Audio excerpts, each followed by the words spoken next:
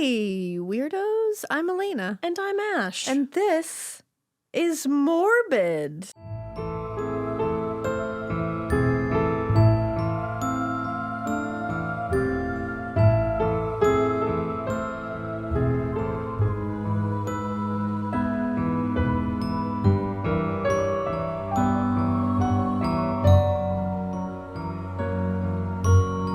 It's Morbid in the afternoon. Woo! Yippee-ki-yay. It hasn't been Morbid in the morning for a while. Yeah. Because we're always doing like admin shit in the morning. Yeah. And it's like kids going to school. So it just gets chaotic in the morning now. It really does. The puppies are like cry. Yeah, in the now morning. there's puppies involved in the whole thing. So our mornings start, John and my mornings start at like 3 a.m. now. Yeah. So Terrible. It's been a ride. Oh, and by the way, thanks everybody for mentioning littermate syndrome. I have gotten more messages than I can count about littermate syndrome. Fun. And I appreciate the concern. I did research littermate syndrome before I got these puppies. So I know all about it. We have a trainer.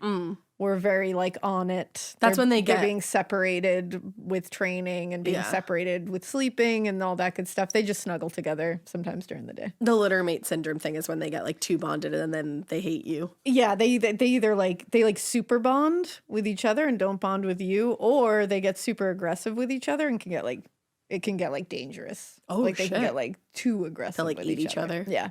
Damn. So we're on it. You know. My cats just like sniff each other's butts, to be honest. Well, Sydney and Blanche seem to dig each other. Yeah, they're good bros. Yeah, they're good bros. I love them. They can handle being apart right now, so that's good. Yeah. We'll just keep it up. Dogs and But thanks for cats. everybody mentioning that. I Yay. appreciate it. But just know that I know what it is. So I promise I know what it is. Ick yick. Ick yick. I didn't. I thought you were gonna say something. No, I thought I was too. And then She took a breath in, yeah, I really did. and she looked at her page, and I said, "Ooh, what's coming?" And then nothing came. I think I just forgot how to do this for a second, which is bad. It's been a busy week. We've had a Yeah. busy week. We got to collab with Bailey Sarian, With the girls from Red Handed. with the girls from Red Handed, Hannah and Saruti. And It was Saruti.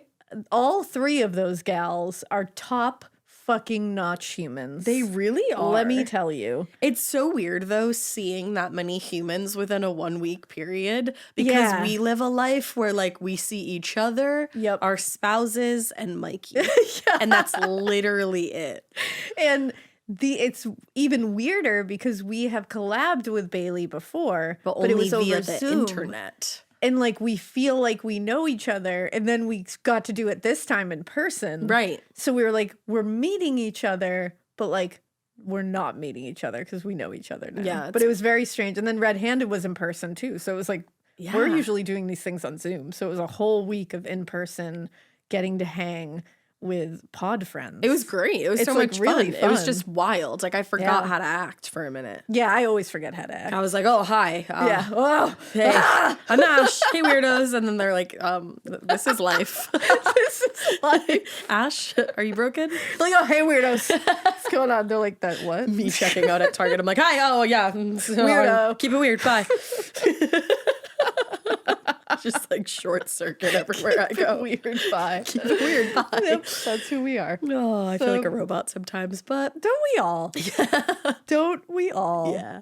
I'm trying to think if I have any more. I'm sure I'll have more TikTok shout outs for you guys like in the next Ooh. episode. I haven't been on TikTok as much, Yeah, that's fun. but I'm gonna get back onto it. So I'll have some more for you because it's fun to shout out TikTok people. Did you see Tom Sandoval on Watch What Happens Live last night?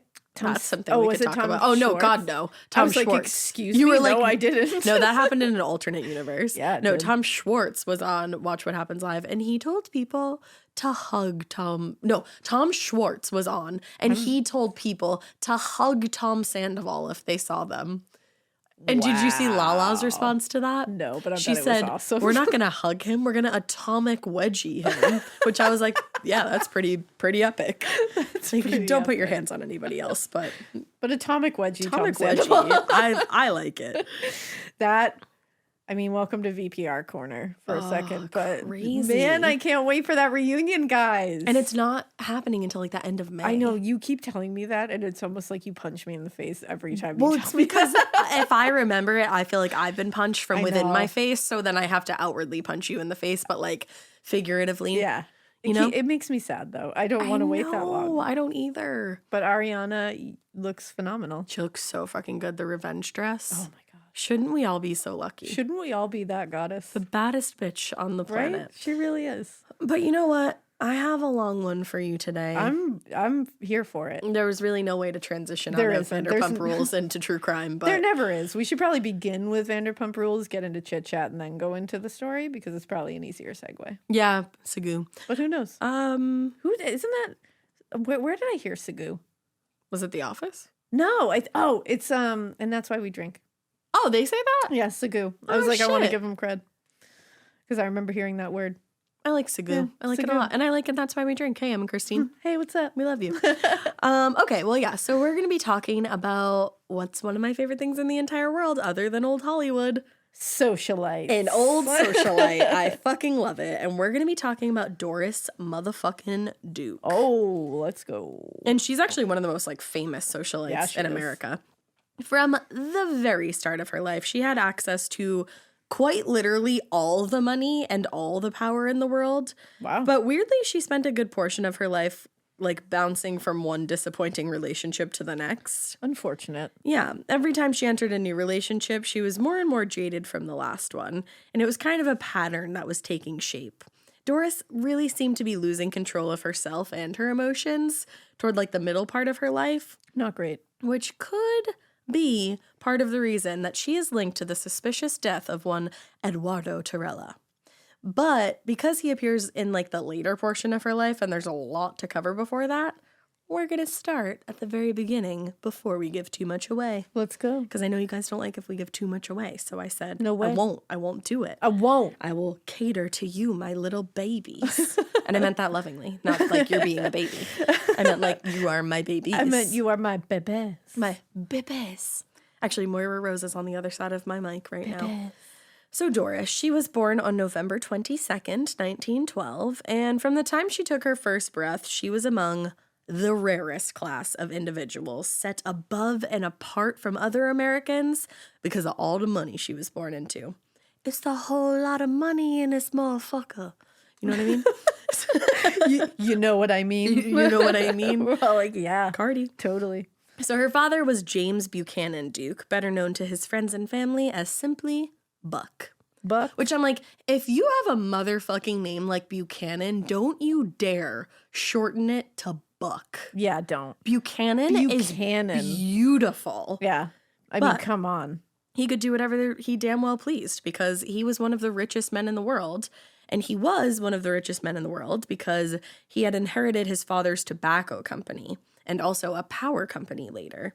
So he expanded the tobacco company greatly. He actually made them the first company to operate automated cigarette machines in the U.S., which like Oh, delightful. so cool, but like so terrible. Oh, wonderful. Cool that like he invented something that could make it happen so quickly, but bad because cancer sticks. Truth.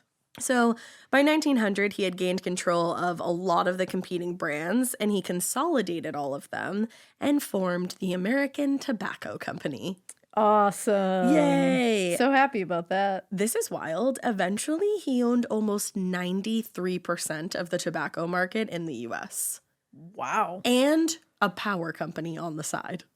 Damn, Like- the money. The money. money. I told you, it's a whole lot of money. That's in a this motherfucker. lot of money. It's almost all of it, actually. Damn, and you said money and power, and you meant it. Oh, I meant it. You and really I meant it. literal power. No, I was like you being meant silly. like power. I got the power. But it's literal power and tobacco, which is also power at this point. Yeah, I mean, So, yeah. At there that you point, go. people thought like smoking cigarettes cured everything. Exactly. So Buck married his second wife, who was known as Nanny.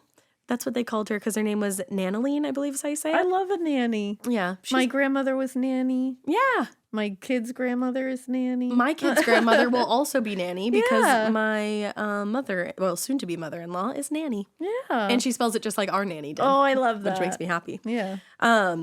So yes, he married Nanny Holt Inman in 1907 after a very messy and very public divorce from his previous wife just 1 year before. Her name was Lillian, but I didn't really look into her, to be honest. That's okay. So I'm sure Lillian was fine.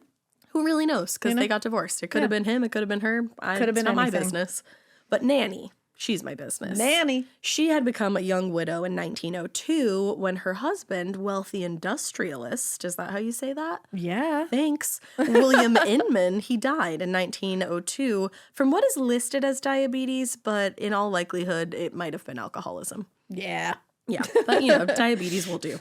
So after that'll do. Yeah. After her husband's death, she spent years traveling, shopping, being a young societe woman, pretty much all I've ever hoped and dreamed of. Yeah. Until she met Ben Duke, who was Buck's younger brother. And they met in 1906 at Lake Toxaway Resort. Which I'm like, did you name it Toxaway? Because like even back then it was like trendy to get the toxins away. Ooh, I like that. Or maybe it's a place. I don't really know.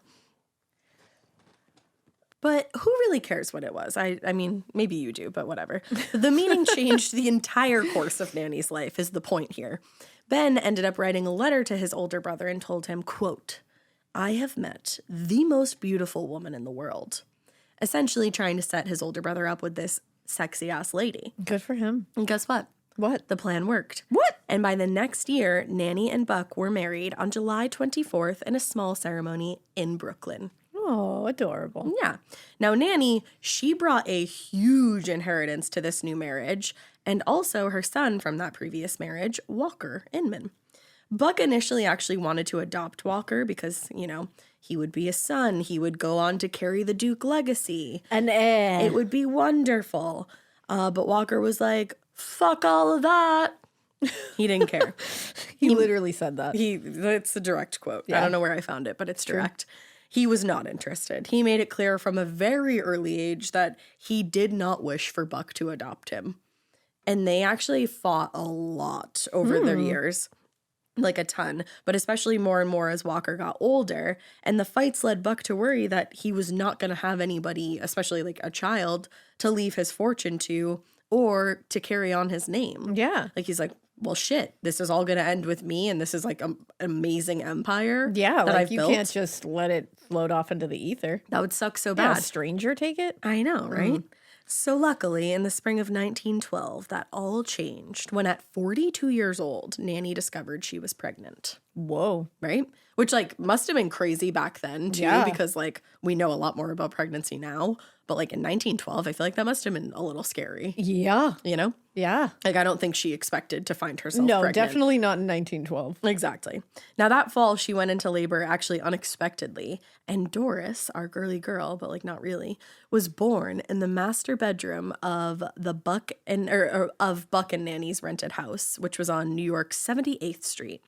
And as she was born, she was surrounded by, quote, a fleet of high-priced private physicians and nurses. She was just surrounded by money. By money. They just, as she came into the world, they just threw cash at her. They absolutely did. Yep. They were like, let's make it 100%. rain up in here. Let's make it rain for this infant. And this, like, it's really interesting that this happened, but it's also really scary because her birth made headlines in major cities across the country in America. That's terrifying. And of course, the press noted that she was now the sole inheritor of Buck's $100 million estate, which led to her being nicknamed the richest girl in the world. Ooh, that's a little scary.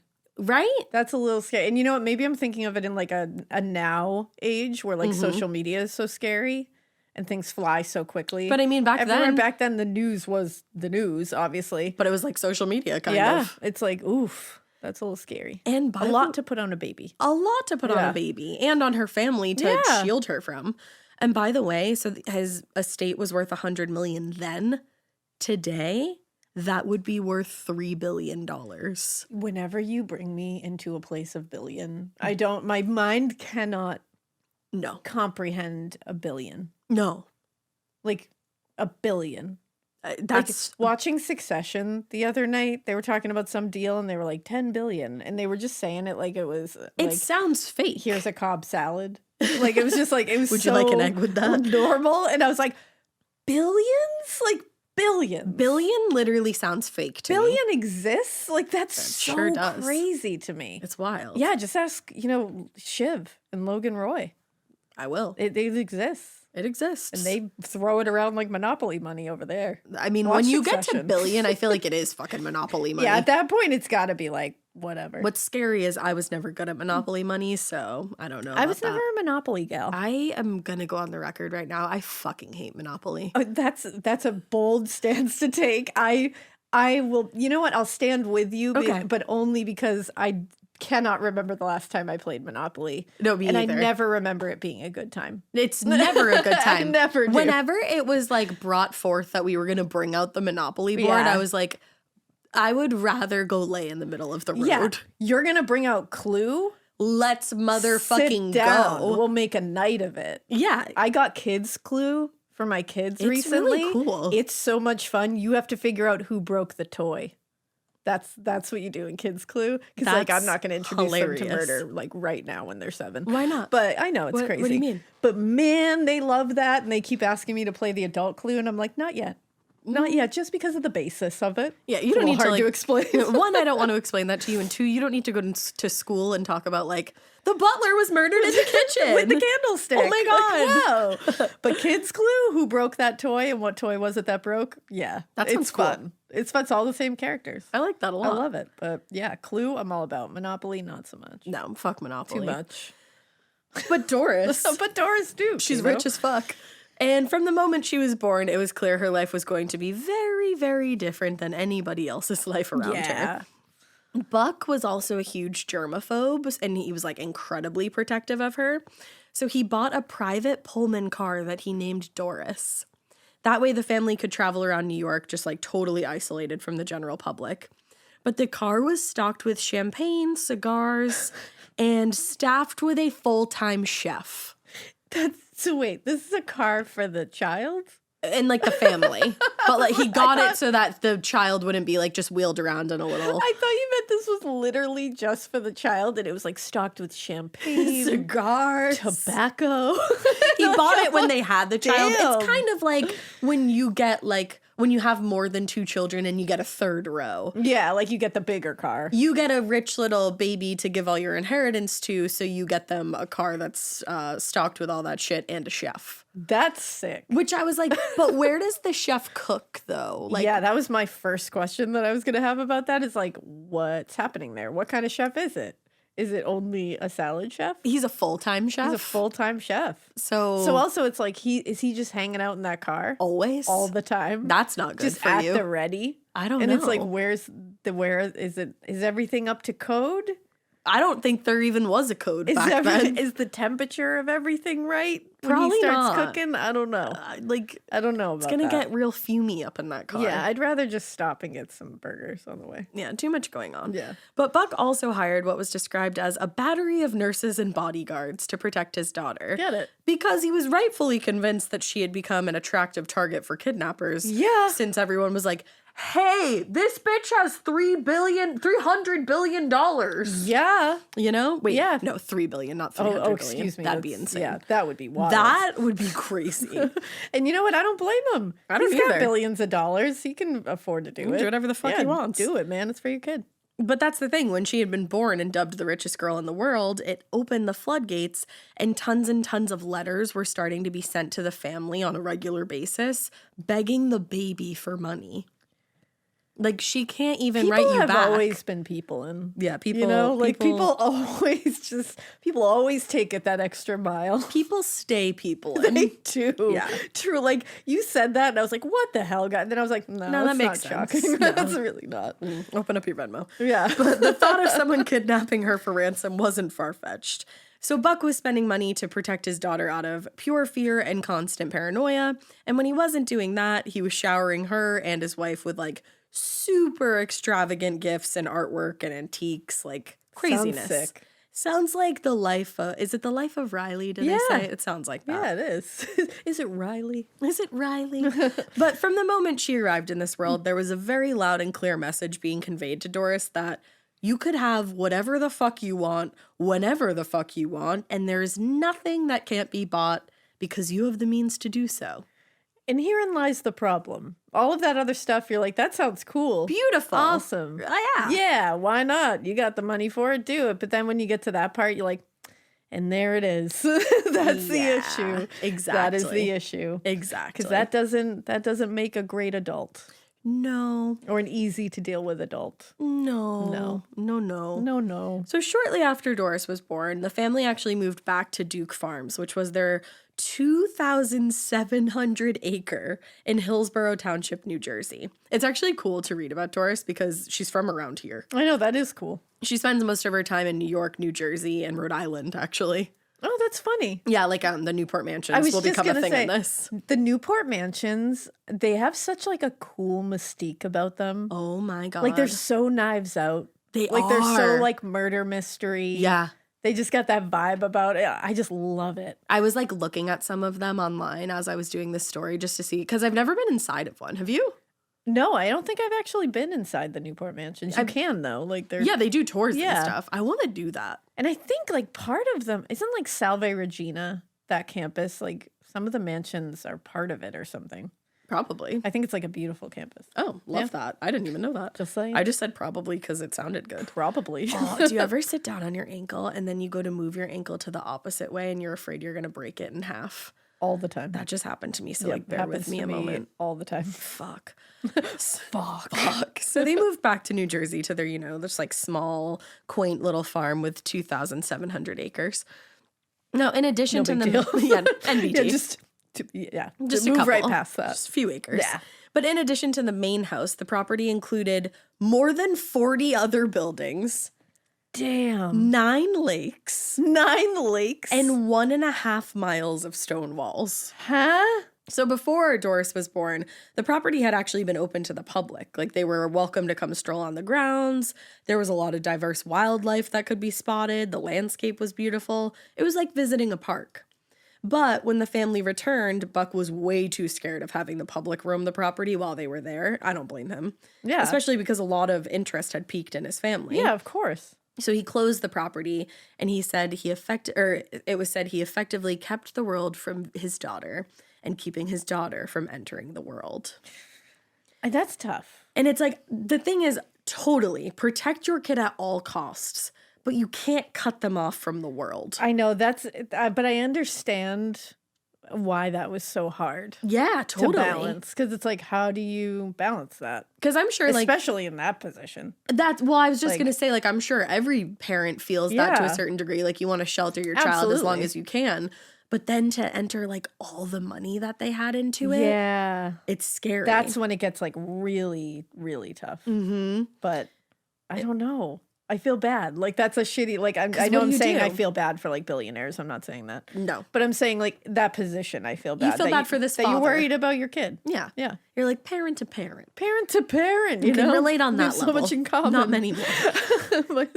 my 9 lakes, So while she was shut off from the outside world at Duke Farms, Buck doted on his daughter entirely. He would buy her anything she could have wanted. Toys, pets, ponies. But he never really let other children come over to play with Doris. Oh. And on top of that, for the first 10 years of her life, I just got super Boston right there, and I for the first 10 years of her life, kid. But she was homeschooled by private tutors. So between being kept away from children her age in play and at school, her social skills were lacking, to say the least. Yeah. But luckily, he came around. And in 1922, when Doris was 10, her parents decided to enroll her in the Brearley School, I think is how you say it. It was an all-girls private school on the Upper East Side of New York. Oh, excuse me. XOXO. Gossip Girl. Now, I had it originally written, I just said. I had originally written that she became best friends with a girl named Blair and Serena, and then they lived happily ever after the end. There you go. But that's not you what remember happened. The character Doris. Yeah. Right? I had originally written that. Yeah. You had written that. They wrote her out of there. Now, school helped Doris dive into different interests in things like music, art, and literature, which those were all things that she really loved to like dive into. But school didn't do much to improve her social skills. She was still getting piles and piles of letters from strangers, either making threats to her or begging her for money. And she would show them to her classmates, very unaware that this was not something they would ever relate to. I was going to say, or what understand. do you say to that? I'd be like, that's wild. You want to be like, friends? That's really scary. I'd be like, I'll help you. I want to help you. Now, one friend she did make recalled that Doris was, quote, a smart girl, sardonic and kind of scrawny. But then she went on to say she was definitely something of a pariah among the other kids. That's sad. It was giving me like A Little Princess. Remember that movie? Oh my God. You know, I've been thinking about that movie. Really? Yeah. For That's some weird. reason, the vibes were similar. That's how I felt. Yeah. Sometimes you and I are like really, like lately I feel like too, like I'm like, can you just like leave my head for a Get moment? the fuck out of my head, Ash. my head. Okay. I just feel bad because it's not her fault. No. You know, like it's not her fault she was born into. I just said her fault. It's not her fault. She wrote it. She wrote in it. It's not her fault. It's not her fault that she was born into a family of a billionaire, like, you know, legacy. Yeah, 1 in a billion chance that's Yeah, gonna happen to your and ass. it sucks that like she reaps the benefits of it, the monetary benefits of it, course, but that's not everything. Exactly, and it's like obviously that's really tough for a kid. Exactly. I just feel bad I do too. for the kid. But sadly, things were gonna take a sad turn for Doris. That is sad. Because sad, brought to you by Sad. In 1925, life shifted really dramatically for her because her father's health started to take a serious decline. As she was getting older, like into her like 10, 11, 12 years, I don't know what the fuck you call those. Her 10, 11, 12s, you know? Yeah, the 10, the 11, the 12s. Preteen. He was constantly fatigued. He was constantly sick. But now it was becoming clear that this was a lot more serious than anybody had originally thought. Oh, no. And on October 10th, John Buchanan Duke did end up dying from pernicious anemia. Pernicious. Yeah. Damn. It's a condition where the body is incapable of absorbing enough vitamin B12. Eek. Yeah. Yeah, that's rough. Now, Doris was a self-described daddy's girl, and Buck's death, left a major hole in her life and left her alone with a very cold and very distant mother. Oh, no. And of course, a full staffed house. Of course. But the year before he died, Buck had established the Duke Endowment with a $40 million donation to Trinity College in North Carolina, where he was from. Damn. After that, the school was redeveloped and branded as Duke University to honor him. Oh, that one. Some people say that, like, he made them rename it after that, but, like, if he donated $40 million, I think that's fair. Yeah, Like, I would say so. I'd want it named after me. He definitely bought that name. Like, that is for sure. You know? Now, after he died, his will left another $65 million to the school, but the bulk of his estate went to his daughter, leaving 13-year-old Doris with roughly, again, $100 million in cash. Damn. She's flushed with cash. And again, $3 billion today. So she had $3 billion in cash. Damn. She, on top of that, had control of Duke Farms, among other properties. Wow. At that point, she quite literally was the richest girl in the world. Wow. The entire world. The world, the planet. All of it. The planet. But sadly, her inheritance put more of a strain on the relationship she had with her mother because Nanny, which I would too, resented the fact that her husband had left everything to their daughter. Can you imagine? Yikes. You marry this man's, and like, I want my kid to be taken care of, or my future course. kids, but like, they get everything? Yeah. All those nights we spent together? That's a tough And they hit. get everything? That's a tough hit to take. That's rough. I will say that. And what was even harder of a hit to take was there actually ended up being a lawsuit where Doris sued Nanny over the sale of Duke Farms because Nanny wanted to sell the property, but Doris wanted to keep it. So she ended up suing Nanny and the executors of the will successfully. Wow. And she kept Duke Farms in the family until she died. It was like her primary residence. Wow, look Isn't at that that. crazy? But Holy like shit. 13 years old and she sues them. 13 years old having to sue them too. Yeah. And that's so traumatic too. Like having Yeah. to, like, what the fuck? And it's like, how do you How do you even come to that that place. And at you guys 13. just- you know, like how do you even know to do that? Yeah, and you guys just like go home and eat dinner together after your Yeah. lawsuit gets settled out of court. And like who got her to do that? It had to have been somebody, I think. I don't know. Because it's like that person must have had a vested interest. Maybe it was just her though, You because know? she sued Maybe. her mother and the executors of the will. Maybe. I don't know. You're right. And she's a very steadfast girly. I mean, so. yeah. So that definitely could be it. Now, fast forward a few years from that to the fall of 1930. Now, Doris is celebrating her 18th birthday with a big old coming out party. Oh, you've And, always wanted one of those. A debutante There it ball with is. the white gloves. Ever since you saw it on Gilmore Girls. Oh my, I've always wanted a debutante party. Yeah, you wanted to do a fan dance. I really, really wanted to do the fan dance, y'all. I don't know any of the interworkings about No. anything else, but I really want to do the fan dance. Yeah, like you don't want to like have anything else to do with it. You just want to do the dress. Yep. Probably the food. Absolutely, I imagine, the and the food, fan dance. and the gloves, and the white gloves. I love and it. The gloves. Now, most society women would like have this at this time and love it and all that jazz. Doris fucking hated this. She wanted to go off to college. She didn't want to for have her. one of these, but Nanny was like, "You are having a coming out party." Of course. Like, duh. You're Doris Duke. Now, the coming out party was held at Rough Point, which was their Newport, Rhode Island estate that will end up becoming a huge point in this story later on.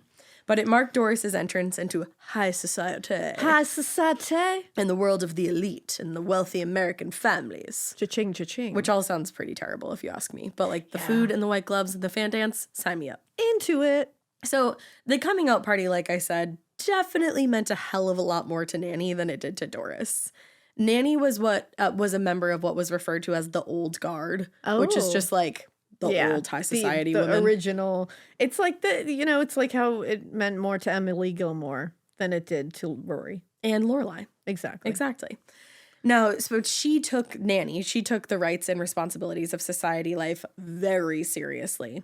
While Doris, on the other hand, saw the responsibilities of all this wealth and privilege she had as an inescapable burden. At some points, I'm sure. Yeah. She probably loved it. There was probably some pretty sick parts of it. Yeah, definitely. Not gonna lie. But at least at this point in her life, she felt like it was an inescapable burden. Yeah, I'm sure there were definitely those moments of being like, oh, cool, everyone wants to kidnap me. Yeah, exactly. That's a burden. And I'm sure it was very difficult to make friends that were not of her station, quote Exactly. unquote. Like that, like you don't know if people are just being friends with you because you got money. Exactly. You know? Now, she would tend to hang out, Doris, with a different crowd that Nanny deemed the lower class. Oh. And she called them undesirables. Wow, I call you an Uncrustable. That's like a compliment, though, so don't even call her that. But these people, what flavor, though? What's not a great flavor? Remember when I got them to tweet at me about the grilled cheese flavor? Yes! That was a good time. That was a good I time. need Uncrustable to please bring back that flavor. I never had that, but I'm intrigued by it. It was greasy and beautiful and everything that dreams are made of, if you ask me. And it also probably sent me into like a very, I don't even know, like a very unhealthy lifestyle. Careening down the health highway. Yeah, that was me. Beep, beep. Backwards. Yeah, exactly. With my lights off. But these people who were the undesirables to Nanny were Doris's friends. Yeah. They were the musicians, artists, and writers, and they would all hang out at the Harlem jazz clubs. Oh, that sounds cool. Which Doris discovered in her late teens and absolutely fell in love with. She was a big, big fan of jazz. Bow. There you go.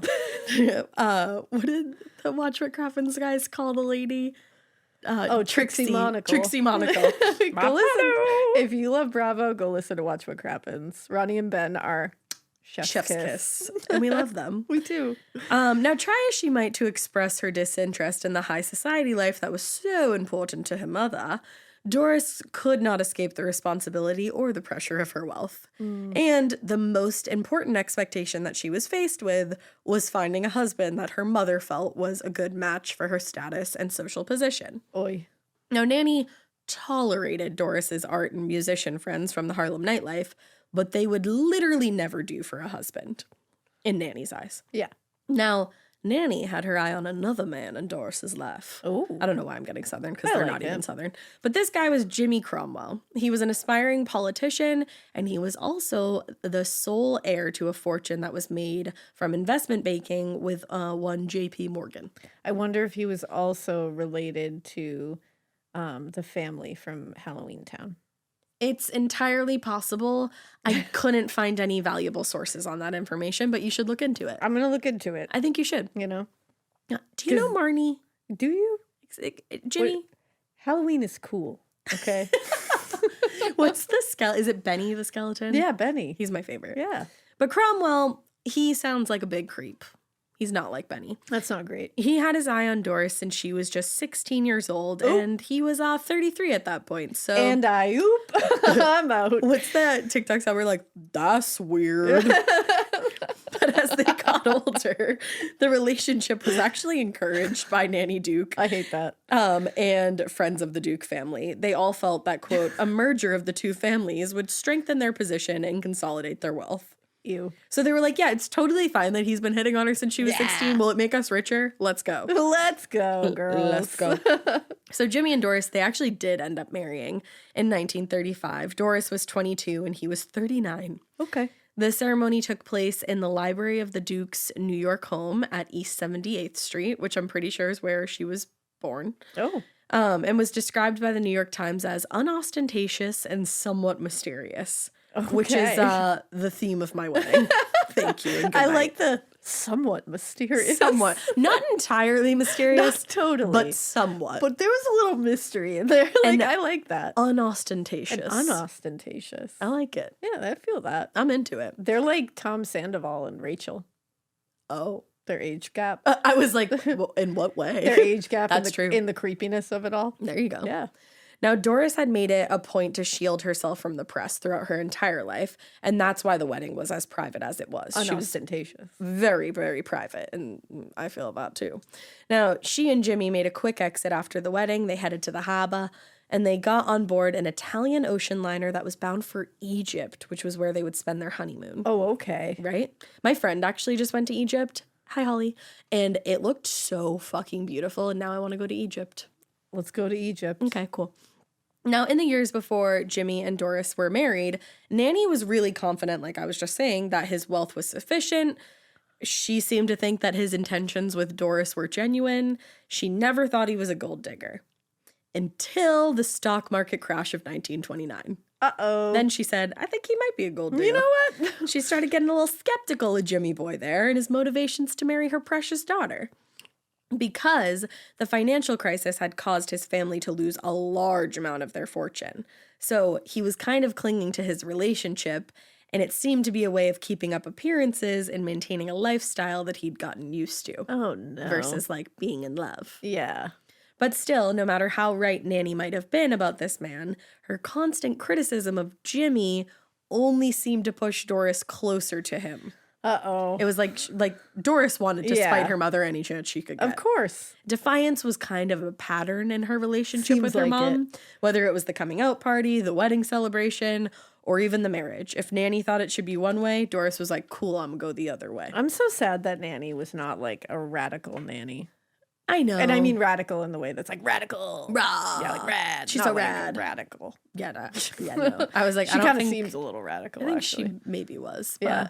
yeah, I'm mad that she's not rad. Yeah. Yeah. I mean, Bums me out. she's a product of her environment. She sure is. But, you know, you have a choice. Yeah, don't be a shit. Don't be a bitch. Yeah. Don't be a bitch. Don't be a bitch. So she's like, what did you just say, young lady? Now, another theme emerging in Doris's life was her desire for privacy and this tendency to avoid the press. This was probably a behavior that grew over time, I think, and most likely came from Buck's last words to her. On his deathbed, he had told her, never trust anyone. I mean, solid advice. Those were his dying words to his daughter. I can't even. His Like, solid. 13-year-old daughter. Solid advice. Solid advice. Like, definitely don't trust anyone. I wish he had said, like, And if you're a little going bit out, more.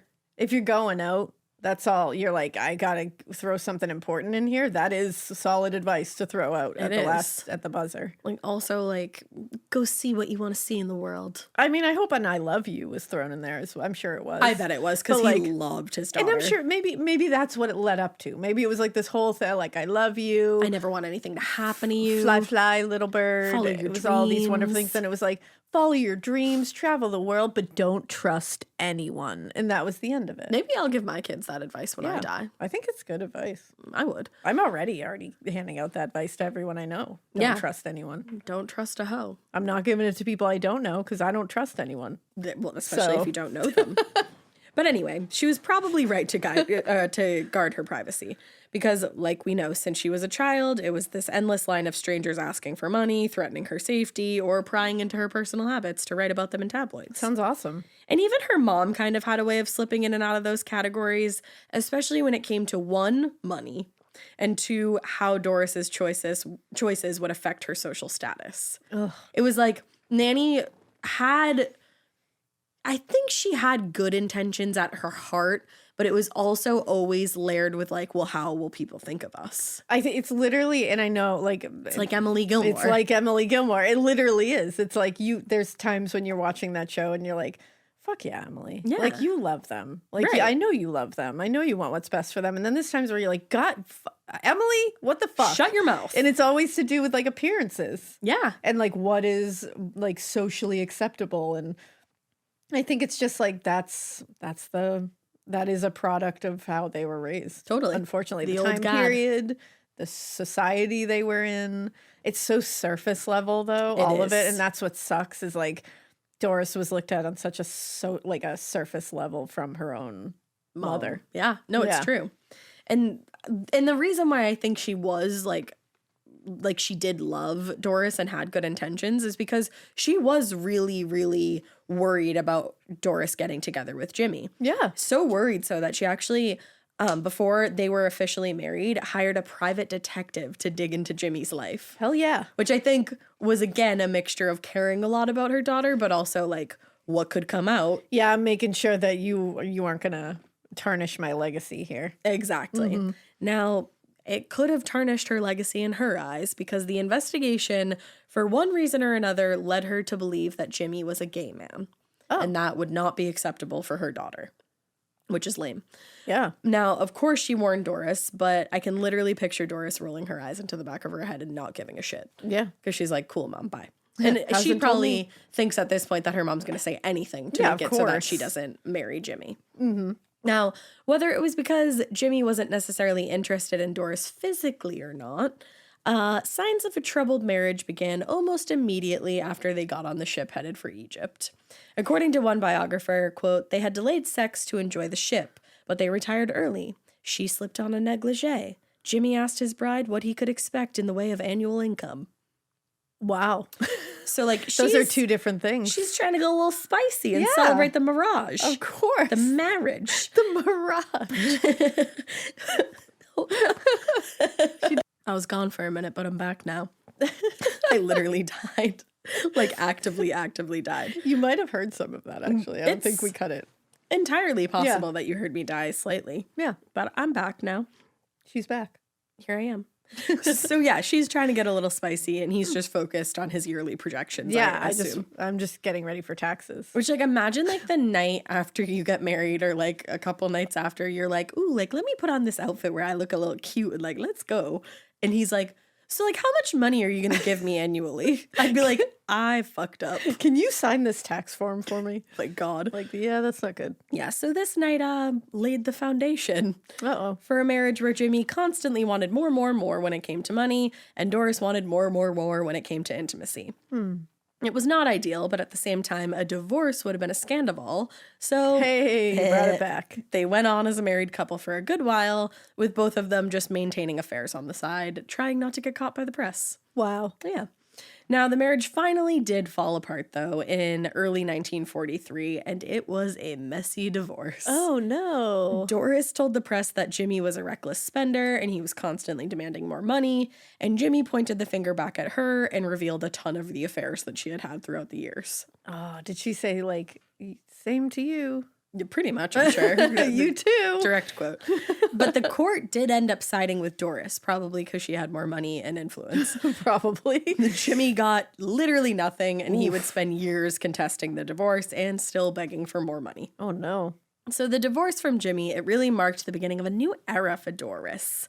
New year, new her. That's right. She dove deeper into her interests. She started traveling more. She took tons of trips abroad to Europe. And in the last days of World War II, she was like going there constantly. Wow. And she fell in love with the culture. And of course, the men. We love a European Of man. course, the men. Of course, the men. She kept going back more and more, and she was so inspired that she started writing and eventually took a position as a foreign correspondent for major newspapers across the country. Like, bad bitch. I didn't know that about her. Nor did I until I started looking into it. Now, it was during one of her European trips that she met Porfirio Rubirosa, and I did look up how to say that, and I'm doing my best. You're like, and I nailed it if I do say so myself. Maybe. I think I did all right.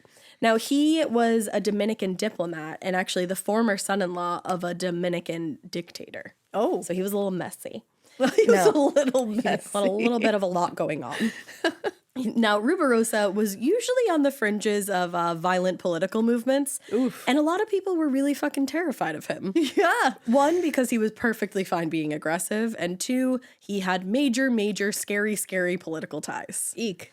And also, he had a reputation as a popular ladies' man. Oh, look at that. He's like super handsome. Is he? I gotta Don't think he was the best human being, but like super But sometimes the worst human beings have good faces. They sure do. He'd actually been linked to our girl Marilyn, Miss Marilyn Monroe. Damn. And also to Rita Hayworth and Veronica Lake. Oh, wow. So he really He got around. Yeah. Now, when Doris met him in Paris in 1945, he was still actually married to popular French actress Danielle Deroux, I believe is how you say it, or Deroux. But he was. I just looked him up. Yeah, is it a little hot in here? That's unfortunate. I know, right? not the kindest man. No. But he was still married to this French actress Danielle Deroux, I believe. But he was completely taken with Doris, and she felt the same way toward him. He was to her sexy, dangerous, exciting. Ooh. Quite frankly, everything that Jimmy was not. All right. Now, it was no surprise that not long after meeting, Doris and Rubirosa started an affair that would eventually lead to marriage. Okay. Now, by the time she married him, she knew it was highly unlikely that she was ever going to build a relationship on love and mutual respect because she was one of the wealthiest people in the world. That sucks. And unless she wanted to keep having her heart broken over and over again, she just kind of had to accept that most people were attracted to her, at least partially because of money. Okay. Now, this was 10,000 million gajillion % true of Rubirosa. Eek. He was already known to swap one opportunity or partner out for another if it was for more money. Oh. Which is sad. Yeah. So, and this is fucking wild. Doris put up $1.5 million for her relationship with him. Whoa. $1 million went to Danielle with the expectation that she would divorce her husband and walk away, which she did. Holy shit. She was like, a milli. She was like, all right. She was laughing straight to the bank. Literally laughing to the bank. Yeah, and that was in 1947. Damn. And then Doris and Rubirosa were married in September of 1947. Wow. Now, in true Doris fashion, the ceremony was understated. It took place, I think this is really cool, it took place at the Dominican consulate in Paris, and there was just a handful of guests there. And at that time, actually, Doris was working as a fashion correspondent for Harper's Bazaar. Look at Doris. So a lot of the guests were coworkers from the magazine. Now, she definitely entered the marriage with eyes wide open, but it also didn't make it suck any less that her husband was almost entirely motivated by her money. Yeah. Within days of the wedding, he was already making demands and clearly expected to be showered with expensive and extravagant gifts, including an apartment in Paris and an airplane. Just little stuff. That's what I got Drew for our wedding. I was going to say, just stuff that you expect when you get married. Here's a chateau and a flying device. You know? Love you. Love you. Mean it. Jokes. Now, things couldn't go on that way, obviously, and be, hunky-dory forever. So as the years went on, Doris started getting more and more jealous and resentful of her husband between his demands of her and his flirtations with other women. Eek. So she would try to work on things, but he saw it as her making unreasonable demands of his time. So it just forced a greater wedge between them. Oy. Now, to get away from all of that, just as she had done with her mother when she was a teenager, Doris hid from the status and wealth and the quiet cafes and nightclubs in Paris. In the post-war years, Paris was getting more and more popular with Americans and jazz musicians, so that was drawing a huge crowds of people who either knew nothing or didn't care about high society. That's kind of cool. Yeah, it's awesome. Yeah. So she could just be another American jazz enthusiast when she was out with them instead of the richest girl in the world. Oh, that's cool. Yeah. So after spending more and more time in the club, she actually started sitting in with the bands. Damn. Playing piano and like socializing with the people there who liked her for who she was. That's wild. Not what she could buy them. Yeah. Her newfound popularity and acceptance at the jazz clubs of Paris only exacerbated the tension between her and her husband, though. At first, it started as her getting away, but then it was like, I'm sure her eyes started to open and she was like, what the fuck am I doing? Yeah, she's like, why am I settling for this? I can have this life just as easy. Yeah. So the final nail in the coffin came when Rubirosa was named Dominican Republic's ambassador to Argentina, which meant that he was going to have to move to Buenos Aires. Oh. What a terrible predicament to be No, in. what a terrible one. Doris, she didn't want to move there for multiple reasons, and she was especially concerned over fears for her personal safety. Yeah. So she decided to stay back in the US. But she bought him yet another airplane that he could use whenever he wanted to see her. My God. Which Just was- buy an airplane. And she was like, for whenever you want to see me, but he like barely came home to see her. Of course. Sad. Yeah. So the distance clearly made things worse, and by 1948, her second marriage had completely fallen apart. Yeah. They were barely together a year. But this time, she had planned ahead and they had signed a prenup that actually, I read in one source, the US government helped pen this. Holy prenup. shit. Yeah. But it allowed for a quick divorce, but also unfortunately required her to pay him $25,000 a year for the rest of his life, Holy shit. which she did until 1965 when he was unfortunately killed in a car accident. Wow. Now, allegedly, their relationship actually never truly ended, sexually at least. Oh. And she was so upset over his death when he did die, she spent several days in bed. Oh, wow. So, like, it's like, So she really loved him. she really did or like love cared him. for him I think she loved in him. a big way. For Yeah, sure. That's sad. And I think it's also like apparent how much she loved him because this relationship, I think, changed her fundamentally. Really? She knew that everybody wanted something from her, and throughout the years, she had learned to use that to her advantage. But I think years of trying not to let that bother her were starting to catch up. Yeah, that makes sense. She was spending more and more time at the jazz clubs, and the lifestyle in her case was a bit of a catch-22. She was learning more and more about the music and the culture and like having really a lot of fun with that. But at the same time, she started to experiment more with drugs. Oh. Now, this scene eventually led her to Joseph Joey Castro. He was a young jazz musician. He was gaining popularity in LA. And in 1950, Doris invited him to stay with her in Hawaii. Whoa. She had part of the house renovated to accommodate musical performances.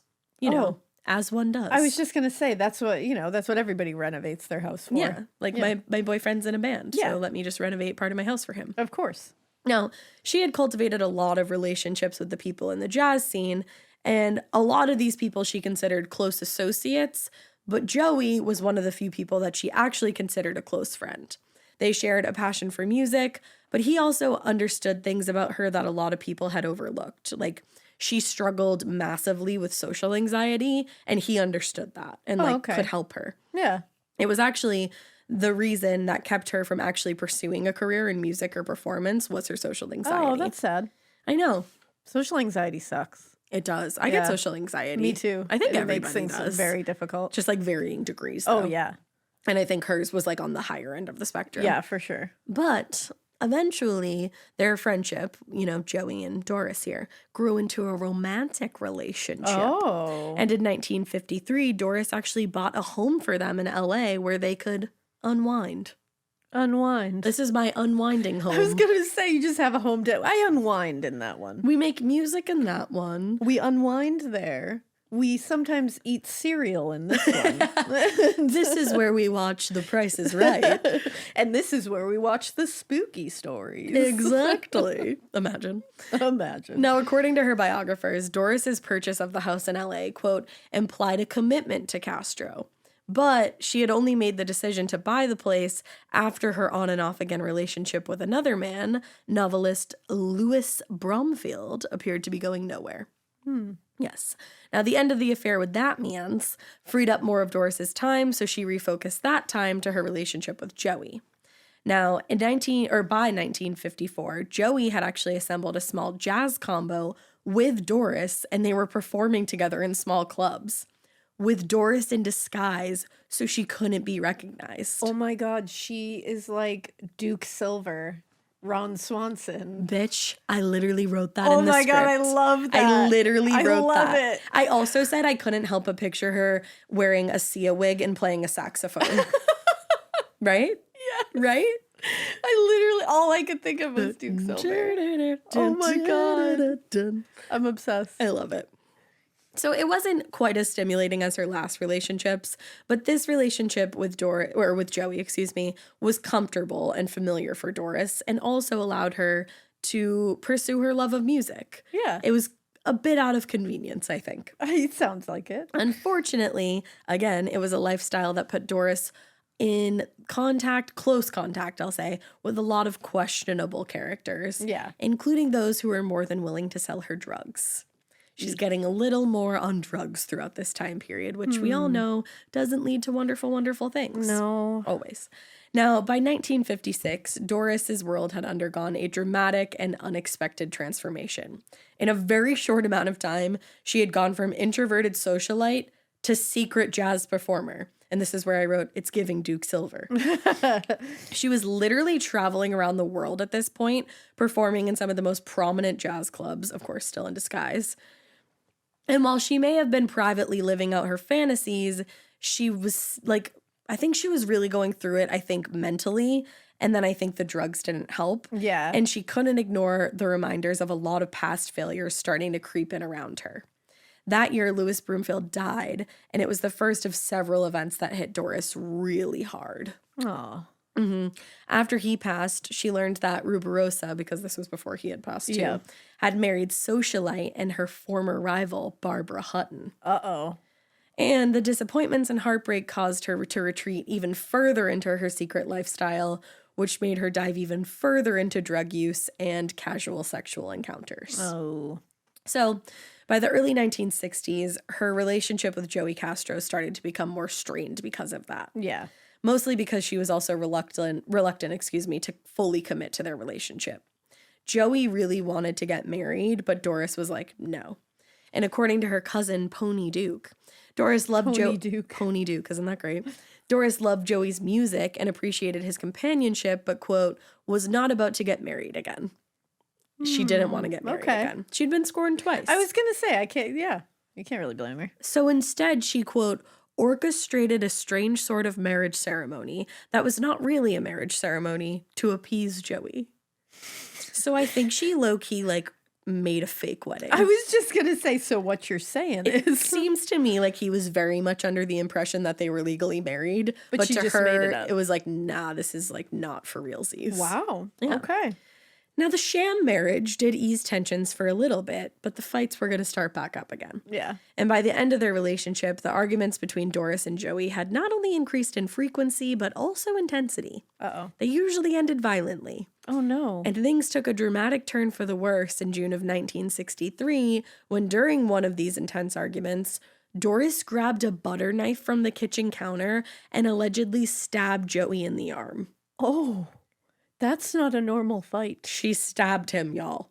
That's not a normal argument. That's, if you are grabbing any kind of knife to stab your partner in the midst of an argument, it's time to walk away. Yeah, any kind of weaponry that's being brought into an argument is really, that's the time to think about it. Yeah, I would say so. Yeah, that's the time to really take stock of what's happening here. Seek guidance. Yeah. Everybody needs it occasionally. That's not good. So by 1964, Doris and Joey had become completely estranged. Oh. And he's not not guilty in all of this either. Yeah. But and we'll get there. He was totally cut off from the life of luxury that he'd been enjoying with Doris for a decade at this point.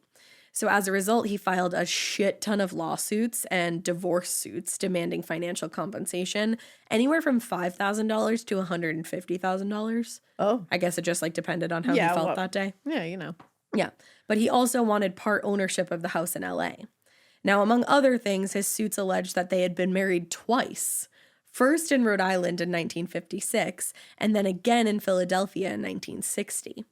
But in response, Doris filed for and was awarded a restraining order in May of 1964, which barred him from ever publicly claiming to be her husband and effectively ended his pursuit of a quote-unquote divorce. Oh, damn. Or any kind of compensation. Because they were like, you're not married. Now, he had allegedly broken her jaw at one point in 1966 after she pulled the plug on his record company, which she owned. What the fuck?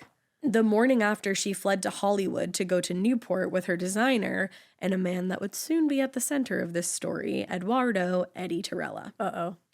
Now, Doris's life before this point had always been kind of like a fairy tale. Mm-hmm. Whether she liked it or not, her wealth, her money, and her privilege shielded her from a lot of the more difficult realities in her life. Yeah. But they were only going to protect her for so long, and she knew that. Now, that knowledge and that wear were starting to show in her personality. Anytime a relationship ended, and especially because they usually ended badly, she would become harder and tougher on the outside and more depressed on the inside. And at the same time, her experimentation with drugs paired with her mental struggles, that was starting to make her a lot more impulsive, and that was becoming more clear, especially in the violent fights she was starting to have. I mean, she literally stabbed her sort of husband. Yeah. Her fake husband. And while she hopefully regretted those arguments and altercations, they were not going to be the last time she became violent. Oh, no. And the next time should have come with greater consequences. Eek. So even though she felt more and more comfortable with the LA nightlife through Joey, during the 1950s, she was kind of retreating further into herself. And at the same time, she was surrounding herself with what her cousin referred to as a colorful group of Hollywood types. Oh. Which included Eddie Tirella. And I would also assume that he was probably referring to her butler, Bernard Lafferty, and this other woman, Shandy Hefner, who Doris actually ended up adopting when Shandy was like 35 and Doris was in her like 60s or 70s. It's like a sidetrack story that I can't get into here because we would be here for hours. Okay. But please go look into that. Yeah. Oh, yes, I will. It is wild. Okay. Yeah. Okay. Yeah. I would I'm definitely going to accept that information. Definitely read some of the biographies that I'll link in the show notes and the Vanity Fair articles written about her. But right now we're going to focus on Eddie. Okay. Now, it's crazy though. Like that wow. Yeah, I think there's a whole A&E show about adopting adults. They should feature Doris. Oh, my. Just saying. Okay. So anyways, Doris met Eddie Tirella in LA in 1959. This was before she had cut Joey off, and that's how they met. He was an aspiring interior designer and occasionally moonlit as a nightclub singer, which I think is really fun. Moonlighting as a nightclub singer. That's so like old Hollywood. Yeah. Bada boom. It's also how Lady Gaga like got big, I'm pretty sure. There you go. But didn't she used to sing in nightclubs? Yeah, probably. Wasn't she on the hills? Oh my God, yeah, she was. Yeah. I think that's when she was starting to get bigger. Like getting her outfit together on an episode. Yeah, you're not wrong. When she was singing like Poker Face, I think. That's a deep cut. Yeah. I want to watch The Hills now. Yeah. But Eddie. He had played some of those same venues that Joey had played because remember, he's also like a singer guy. Oh, yes. And Joey had learned that Tirella's real passion in life was for design. And while they were still together, Joey told Doris about Eddie because it just so happened she was looking for an interior designer. Ah. Of course, she's look at rich. that. So it was Joey who suggested she take a chance and hire Eddie. Literally the only thing that Doris and Eddie had in common was that they had both grown up in New Jersey. It started and ended there. I feel like that's like the ultimate in common thing, though. It's like if you're both from Jersey, I feel like it's like, that's okay. That's it. I think so too. Yeah, actually. Right? Like, I don't know why. You'll hit it off. It'll be great. Yeah, I think you'll get each other. It's not great here. No. But they did seem to sort of get each other. I think Eddie got Doris a little more than Doris got Eddie, but I think she got him to a degree. Cool. Now, By all accounts, Eddie was a charming, popular, and super, super talented dude. In high school, his classmates actually referred to him as Playboy of the Western Front. Wow. Which, like, wow. I'm obsessed with that. Who are these high school kids that came up with that? Well, like, high school kids were, like, way better back then. That was, like, the 40s and 50s. I feel like they all had, like, transatlantic accents. And They were all just like, hey. Yeah. These are, like, high school kids that, like, had cigarettes rolled up into their, like, which, like, don't smoke cigarettes, but, like, back then it was cool. Yeah. You know? Yeah. So, after graduating from Dover High School, he had pursued a career as a dancer and an artist, but at the same, as he was, like, trying to pursue that, he got drafted into World War II. And when the war ended and he returned home, he worked on Saks Fifth Avenue, designing hats for people like Mae West. Oh, who's she? Yeah, crazy. I love her. Now, then he decided to move out to LA, where he started gardening, and he found work with famous clients like Alan Ladd and Peggy Lee. Oh. Yeah, he was like in touch with like, big people. He was an incredibly hard worker. He really never had any trouble finding a job, especially through word of mouth of these very famous, influential people. Yeah. It was just that he struggled to maintain an interest in one job or one field for a long time. By the early 50s, he was actually, though, becoming pretty successful as a designer in Hollywood. But because he refused to join a union, it limited the work he could get. So to make extra money, he was singing in the nightclubs where he met Joey. Just moonlighting. Now, his first work with Doris was when she had him remodel and design the 20 greenhouses at Duke Farm. Jesus. Now, this is actually, I thought you would be all over this. She wanted him to revive them, and she wanted them to be used as like a public attraction because she opened the grounds up again. Oh, okay. Now, Eddie impressed the shit out of her when he redesigned each greenhouse into a garden that represented a different ecosystem or part of the world. Shut the fuck up. That's awesome. How fucking cool is that? I want to see that. Right? Damn, I love a theme. I love a good theme. Oh, you guys know we love a theme. We love a theme. But like, that's so cool. Transforming gardens that represent different ecosystems. That's cool. Like, that's a cool mind right there. Yeah, that was a mind at work. Yeah. Mm-hmm. So she was like, oh, let's fucking go. Like, you're my guy. Yeah. She was super excited to dive into her love of gardening because she actually was an avid gardener. With the completion of the project, she was like, let's go. But she had also gained a new companion. And at this point, her relationship with Joey Castro is falling apart, and then it ultimately does fall apart.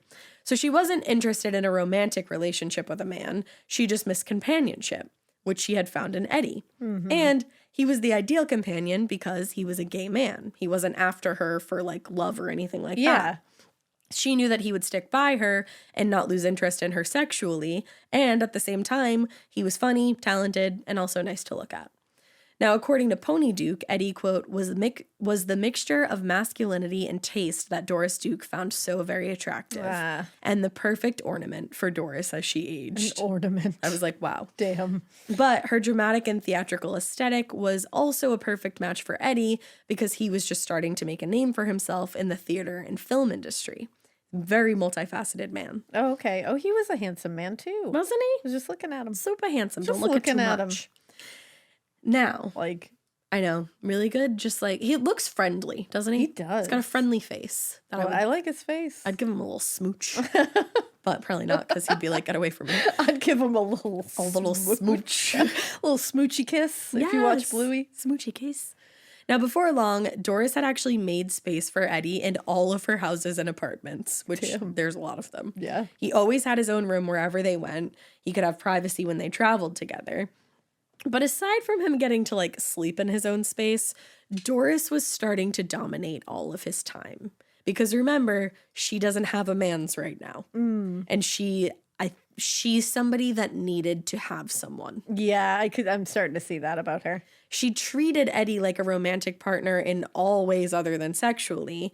And a lot of times she would actually get jealous if she wasn't feeling like his first priority. But like, they're not together. Yeah, so it's like, And that was a lot for him. And by the oh, sorry, I just kicked you in the foot. Just kicking my feet. Foot 5. But by the mid-1960s, her demands were starting to wear on him. He was on the payroll and happy for the work, but the expectation that he would be at her beck and call every hour of every day was getting exhausting. It was a little above his pay grade. It was. One of his friends said he hated those nights, the nights that he worked for her and had to spend time with her. Oh. But as tired as he was trying to stick with it as long as he could because he had bills, he had debt, and working for Doris paid a pretty penny. Yeah. Now, as she got older and started cutting more and more people out of her life, Doris was actually starting to seem a lot more like the generation before her that she used to hate. Yeah. Her mom's generation that treated working people like that people that were working for them like the help. That's how she was kind of starting to act. Yeah. She was getting that attitude, and that's something that Eddie was starting to really hate the most. It was making it harder and harder for him to stick around. And he also felt like he was getting pulled in another direction. He really wanted to make a name for himself in Hollywood, and it actually seemed like that dream was headed in the right direction. Because by 1965, his work in LA was finally paying off, and he had landed a job doing the set design for The Sandpiper, which was starring Richard Burton and Elizabeth Taylor. Who are they? I don't know. Never heard of them. Two relative unknowns. Yeah, just like credited briefly. Yeah. Then in 1966, film producer Martin Ransohoff, is that how you say it? I think that's how you say that. Sounds good to me. Him. He offered Eddie the production design job on Don't Make Waves, which was a movie starring Tony Curtis and Sharon Tate. Oh, Sharon Tate. Yeah. And it was due to start production that fall. Now, this opportunity was like exactly what he was hoping for. And it was proof to him that he could make it in Hollywood. He was starting to make strides. And it was also proof that he could get out from Doris's thumb. But Doris lost her GD mind when Eddie told her about the job offer. Yeah, I was thinking it would happen. He was sure that she was going to fully freak out if he told her that he had already accepted the job, which he had. Ooh. So instead, he told her he was only considering it. Now, Doris was begging him not to take the job, and she thought of every last thing she could offer him to stay, but he just wasn't committing one way or the other. So she kept begging and pleading for months and months, and she invited him to come to her family estate in Newport, Rhode Island for the fall. Remember Rough Point from the beginning of the story. Okay. Here's where it becomes a pinnacle point of the story. Now, Eddie did finally cave, and he agreed to spend the fall in Rough Point with Doris. And that was a decision that was going to change his life forever. Oh, no. Eddie arrived at Rough Point early in October of 1966, and he had still planned actually to work on Don't Make Waves, but at the time he was really behind on taxes, so when Doris offered him more money than he was making before, he couldn't refuse. He had to go there with her. His plan was to get the work done for Doris that fall, and then return to Hollywood and begin building the career that he wanted, and he was finally going to be free. So it's really unclear what happened on the evening of October 7th, but by most accounts, Doris's mental state was not very good that night. Eek. In the months leading up to that fall at Rough Point, she had been drinking a lot more than usual. She was still using drugs, and she was experiencing very intense mood swings and depression that related to her failed relationship with Joey, and then the recent death of Rubirosa. This is when he did die. And that was among like many other things too. Now, she for most of her life was used to getting what she wanted. Even men, she could get from them what she wanted. But at some point they were going to leave her and move on to someone else. And now it seemed like that was happening with Eddie, and she simply couldn't take it. Yeah. Now that fall, she had rented a 1966 Dodge Polara station wagon to use while she and Eddie were in Newport. On the evening of the 7th, when she was not in a very good headspace, they got into the station wagon a little after 4 p.m. They were going to actually meet with the president of the Newport Preservation Society because Doris wanted to discuss her interest in funding a project that was actually going to preserve a lot of Newport's historic homes. Oh. She was like, I want to pay for that. That's pretty cool. Yeah. It was also probably a really good tax write-off. Yeah, but I would say so. For one reason or another, Eddie and Doris were arguing with each other even before they headed out, and they were still said to be arguing as they were getting into the car. And when they got to the bottom of the driveway leading to the road, Eddie put the car in park, pulled the parking brake, and hopped out of the driver's seat to open the large iron gates so they could pull out. I'm very nervous. You should be. Okay. As he turned around to start walking back to the car, he saw that Doris had moved from the passenger seat to the driver's seat, where she disengaged the parking brake, shifted the car into drive, and, quote, pressed down so hard on the accelerator that she left tire-wide gouge marks in the gravel. Oh, my. The car sped forward, struck Eddie, which sent him flying up onto the hood. Then she tapped the brakes. He rolled off the car and landed in the middle of Bellevue Avenue. Holy shit. She stopped the car momentarily while Eddie laid screaming in the middle of the road. And then she hit the accelerator again, drove forward, crushing Eddie under the front tires. Oh my God. And dragging his body across the street under the weight of the station wagon. Oh. Before the car jumped onto the curb on the opposite side of the street, drove through a fence, and came to a stop when she finally hit a tree. Holy shit. So days later, an autopsy would show that the first impact had broken Eddie's hip, which had sent him up onto the hood. Oh. But the second impact caused crushing injuries to his lungs, spinal cord, and brain, which killed him almost instantly. Damn. The police arrived on the scene no more than 5 minutes later, it said, where they found Doris in a daze behind the wheel of the car. Edward Angel, who was the first officer to arrive, he remembered seeing a small amount of blood coming from Doris's mouth, and his report describes that as a steering wheel injury. But other than that, she was physically fine. As he approached the car, she jumped from the driver's seat and just started frantically pacing back and forth, and then she ran back into her mansion looking for someone named Ed. Even though she knew he was underneath the car, she had just driven over him. Oh no. Now, once they were able to calm her down, police escorted her to the nearby Newport Hospital, where she was treated for facial cuts and severe shock. But other than that, she was literally fine. Oh no. So the next day... This is very upsetting. It's horrible. Yeah.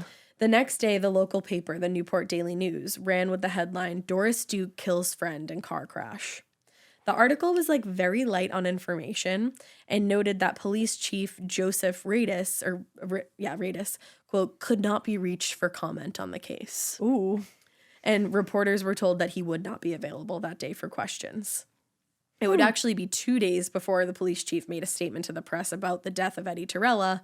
And when he did, it was to inform them that an investigation had been conducted, and it was determined that Eddie's death was the result of an unfortunate accident. Oh. Yeah. That's okay. That's what we're going with? Yeah. Okay. According to Doris, who wasn't interviewed by the police until over a day after the incident, Okay. she was in the passenger seat when Eddie got out to open the gates. She slid over into the driver's seat to drive the car out onto the street. She told police it was something we'd done hundreds of times before. But this time, she said, quote, "The car leaped forward. And after that, everything was a blank." Oh my. Cars usually don't leap forward I on was their just own. gonna say I've never had that experience. the old car leapt forward It's defense. very similar to dog ate my homework. Yeah, that's not a great defense. Now, the only other information that the police chief was willing to report on was that as far as he knew, Eddie and Doris were, quote, on very good terms. No, they were not. No, the hell they were not. They were literally arguing as they got into the car, and he was planning on leaving, and she was begging him not to. Oh no. Now, 2 days after he responded to questions from the Newport Daily News, a larger press conference was held, and the police chief told reporters that Tirella's death was definitely an accident, quote, and, quote, "as far as we're concerned, the case is closed." How though? Quick, hush, hush, bye-bye. How though is what I need to know. Yeah. How though? Yeah. So Doris may have been able to use her money to hide from any kind of responsibility or public scrutiny in the past, but times had changed and people cared a lot less in 1966 about this random American socialite. Times they are a changin'. They were pissed by the lack of information on the case. Yeah. And they found it extremely suspicious. What In the fuck? Newport, the press were super critical of the way that this was handled and the way that the police released information. And they felt actually like the police chief had handled similar incidents poorly. Because in the years past, he had written off crimes like this that involved the rich summer residents. Shocking. Even though people were upset and critical over the investigation, it still seemed like whatever had happened at the gates of Rough Point were to remain a mystery. And as far as Doris Duke was concerned, Eddie Tirella's death was nothing more than a tragic accident, and she went on to live the rest of her life saying so. That is shocking. Shocking. That just was crescendo, then it's like, no, it's fine. Oh, no, we're not done yet. Like, but I mean, like, that part of it. Oh, yeah. Just that it's like, It ended. oh, and this big crazy thing happened, and oh my God. But everything was fine. It was an accident. Yeah, it's just like, you're like, oh. Don't you know that cars leap forward? You should watch out for You don't that. even have time to be like, oh, no, because it's like, oh, okay. Right? It's just an accident. Okay. Right? We're just going to live the rest of our lives. That's fine. Insane. What the fuck? So the following year, Eddie's 5 siblings filed a wrongful death suit against Doris in the Superior Court of Rhode Island. They were seeking $2.5 million in damages, and they alleged that Doris had, quote, negligently and carelessly operated the car that led to their brother's death, which is literally the truth. Damn. Now, the case actually eventually made its way to the Supreme Court of Rhode Island in Holy shit. 1973, but the justices mostly sided with Doris, and the family only received, and I say only because she's a billionaire, Yeah. $75,000. Wow. That's it. Wow. Like, who did you pay off? I'd be so pissed. They were also treated terribly by her legal team. They made it seem like Eddie was, like, worse. Like, they made it seem like he was worse than Doris somehow. What the fuck? Yeah, very strange. And in the, sorry, I messed up. Hold on. Oh, silly me. What I meant was, it was worse in the way that the family was treated by the legal team during the trial. Particularly when it came to their brother's legacy. They described him as an opportunist who hung around famous people, hoping their talent and fame would rub off on him. Wow. I'm okay. like, no, It's he like- didn't need it to. He was incredibly talented on his own. I was just going to say, like, let's just ignore the fact that he had any success on his own. Yeah, He absolutely. actually didn't need Doris Ignore and was all that. fully intending to leave her No. employment. But Yeah, okay. no. His niece later told reporters she killed him twice. She destroyed his body and then eviscerated his memory. Yeah. Which is so sad. That is so sad. And throughout the trial, investigators privately and publicly tried to get any information from Doris about the accident. But by then, she had completely shielded herself with lawyers and doctors that made it impossible to get anywhere near her. Damn. But by the early 1990s, she was a fucking shell of herself.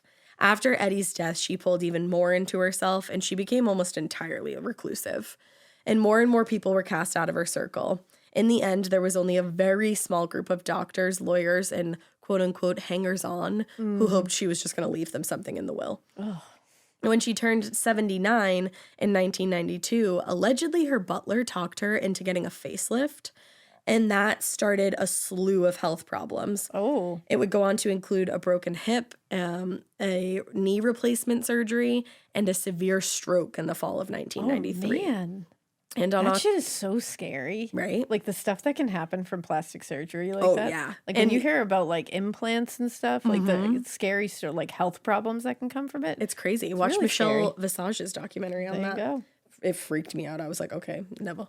Never. But on October 28th, 1993, Doris Duke did die of a cardiac arrest at 80 years old. Damn. She had no children and no spouse to leave her enormous fortune to. Wow. Because she had a huge falling out with the woman that she had adopted. Oh, I forgot she adopted a 30-something-year-old. Yeah, Damn. but they had a huge falling out. And that's like its own whole separate story that involves her very shady butler. Holy shit. But she left a lot of her like enormous fortune to the butler, Oh, I Bernard knew you were going to Lafferty. say that. I knew it. And a lot of people speculate on his motivations and whether or not he had something to do with accelerating her death, I'll say. Oh, boy. Yeah, but that's like layered and it's for another time. Scandalosity. So when Doris passed away, most people figured any revelations about the more mysterious aspects of her life had gone with her, especially the accident that murdered Eddie Tirella. Yeah, that's a big one. Yeah, but that all changed in the summer of 2020. Whoa. When journalist Peter Lance published an article about Eddie Tirella's death in Vanity Fair. I love Vanity Fair. I do too. I actually just signed up to get their hard copies too. Nice. Because I had online access and then I got like signed out for some reason and I was like, ooh, give me hard copies. Yeah, they have great articles. They do. Now, Peter Lance, he had actually been born and raised in Newport, and he remembered not only Eddie's death, but the controversy and the suspicion surrounding it. A lot of people in town believed that there was a cover-up, and the story he wrote prompted a flood of comments and memories from Newport's residents who pretty much confirmed the suspicious nature of the quote-unquote accident. Oh, man. One man in particular would take Peter down a path that would eventually uncover what many accept as the truth about Eddie's death. What? Bob Walker was a 13-year-old paper boy living in Newport when Eddie Tirella was killed. And on the afternoon of the quote-unquote accident, he was out on his route delivering papers near the Rough Point mansion when he heard a commotion coming from the direction of a massive estate. He would later tell Peter, quote, "I initially heard the argument and screaming of two people." And he said, because it was usually such a calm and quiet area, it was very easy to hear that these people were definitely pissed off at each other. He said the argument was followed by silence and then, quote, the roar of a motor, the crash, and the screaming of a man. Oh, no. Now, according to Bob, he could hear the accident happen and rush to the scene, arriving well before the police did. And when he got to the gates, he said Doris was just getting out of the car and was staring down at the wreckage when he rode up on his bicycle. And he asked if he could do anything to help because he had no idea what was going on. Doris turned to him, pointing and screaming, "You better get the hell out of here." Oh, that just gave me chills. And then she began what he described as a kind of crouched pacing in front of the car, like she was trying to block his view of whatever was beneath it. And she kept yelling at him, "Get out of here now." It was literally like walking around like the car animal. Like an animal. Exactly, like an animal. Holy shit. Hiding his view. So Bob was completely shaken by this. And as far as he could tell, she wasn't hurt. So he got back on his bike and got out of there because that's all he had seen. Yeah. He's like, what the fuck? But when he got his bundle of papers for delivery the next day, he saw that headline about the accident and he read the article. But everything in the paper didn't match what he had seen and heard that afternoon. So he ran home to tell his father and explain what had happened the day before. But he got a very different reaction than what he was expecting. When he got home and he told his dad everything, his dad grabbed him by the shirt and slammed him up against the wall and told him, "Now you listen to me, son. You will never, ever tell anybody this story again. You will not tell your brother. You will not tell your friends. And of all people, you're not going to say anything to the police. Do you understand me? Do you understand me?" What? Bob Walker did not understand because his dad was usually completely adamant that his children always tell the truth. But Bob said he was so serious that it was scary. And he didn't want to say anything to anybody about what he had seen until years and years later. And by that point, everybody had more or less forgotten about Eddie Tirella. Holy shit. So years, like way down the road, years later, as his dad was declining in health, Bob asked his dad why he reacted that way. And this is what his dad told him. "You know, son, at the time when you told me the story, I recognized that you could have shown motive and intent. I was concerned that you, as a key witness, could have been doing your paper route on the Ocean Drive and a truck could have come up on you from behind. The life of my child was more precious to me than that woman on Bellevue Avenue. That's why I reacted the way I did." Oh my God. So basically he was saying like, that woman has all the money in the world and all the power. And I was protecting you. You, a little informant, anything could have happened to you or our family.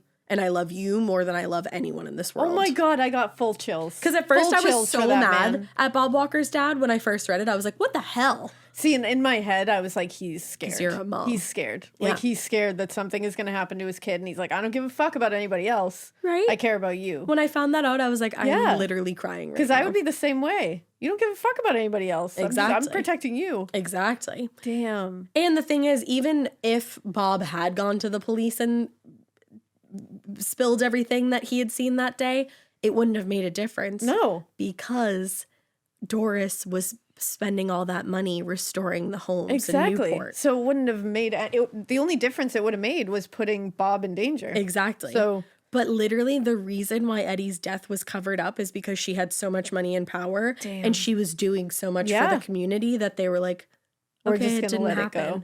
It Like was an we'll accident. take blood money for you to restore these homes. Damn. So as Peter dug deeper into Bob Walker's story, he found that there were other people who had come to similar conclusions about Eddie's death, including a police sergeant who had been assigned to the case at the time. His report concluded there was no way this could have been an accident and that Tirella's death was most certainly intentional. And he also learned that right after the accident, Doris hired the county's acting medical examiner, the one who was literally filing the autopsy and the death certificate, as her private doctor. Wow. Conflict Oh, of I was interest. just going to say, can you say? And there were other people in town, including police chief Radis there, whose lives and personal fortunes seemed to drastically improve in the weeks and months following Eddie's death. Holy shit. AKA, she paid a shit ton of people Yeah, off. it certainly looks that way, allegedly. So Peter, allegedly, Peter definitely, took all that information to the police, and they sat on it until they felt enough public pressure to reopen the case. Whoa. And they especially felt that pressure after Peter Lance's book, Homicide at Rough Point, which I definitely recommend reading, was published. Now, unfortunately, the reinvestigation of the case was just as doomed as the initial case.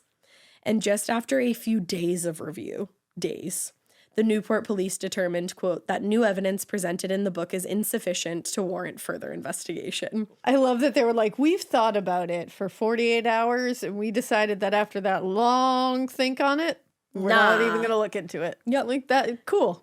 In a statement to the press, town administrator said, it remains the opinion of the Newport Police Department that there is not sufficient evidence to draw any firm conclusions as to the motivations of Miss Duke. For that reason, it appears that this will continue to be a case that will have to be left to the court of public opinion. Yeah, that's so they what everybody essentially wants to said, hear. you can think whatever you want and you're probably right, but according to us, nah.